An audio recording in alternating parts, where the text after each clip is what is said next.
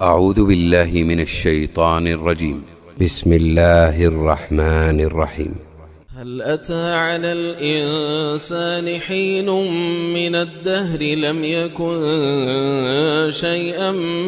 مذكورا إنا خلقنا الإنسان من نطفة أمشاج نبتليه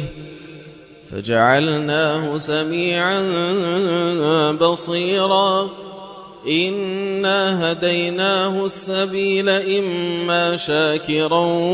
وإما كفورا إنا أعتدنا للكافرين سلاسل وأغلالا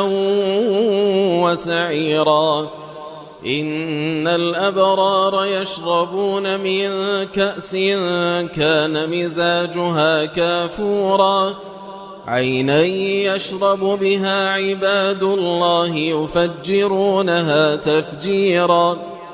يوفون بالنذر ويخافون يوما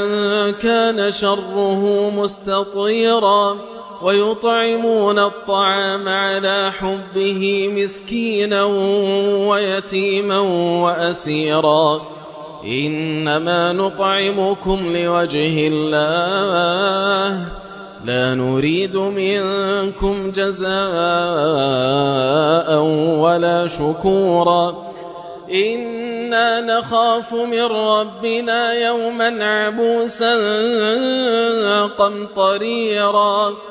فوقاهم الله شر ذلك اليوم ولقاهم نضرة وسرورا وجزاهم بما صبروا جنة وحريرا متكئين فيها على الأرائك لا يرون فيها شمسا ولا زمهريرا ودانية عليهم ظلالها وذللت قطوفها تذليلا ويطاف عليهم بآنية من فضة وأكواب كانت قوارير من فضة قدروها تقديرا ويسقون فيها كأسا كان مزاجها زنجبيلا عينا فيها تسمى سلسبيلا ويطوف عليهم ولدان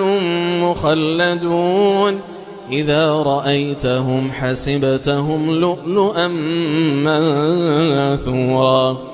وإذا رأيت ثم رأيت نعيما وملكا كبيرا عاليهم ثياب سندس خضر واستبرق وحلوا أساور من فضة وسقاهم ربهم شرابا طهورا إن هذا كان لكم جزاء وكان سعيكم مشكورا إنا نحن نزلنا عليك القرآن تنزيلا فاصبر لحكم ربك ولا تطع منهم آثما أو كفورا واذكر اسم ربك بكرة وأصيلا ومن الليل فاسجد له وسبحه ليلا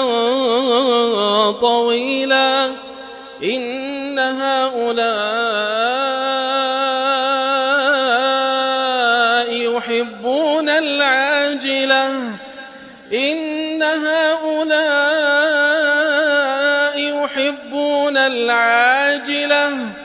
يحبون العاجلة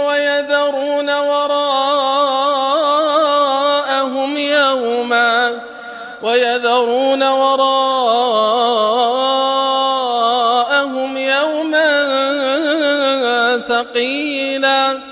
نحن خلقناهم وشددنا أسرهم وإذا شئنا بدلنا أمثالهم تبديلا إن هذه تذكرة فمن شاء اتخذ إلى ربه سبيلا وما تشاءون إلا أن يشاء الله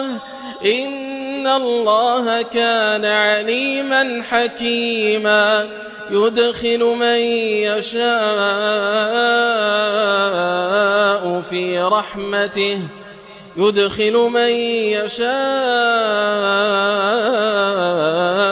في رحمته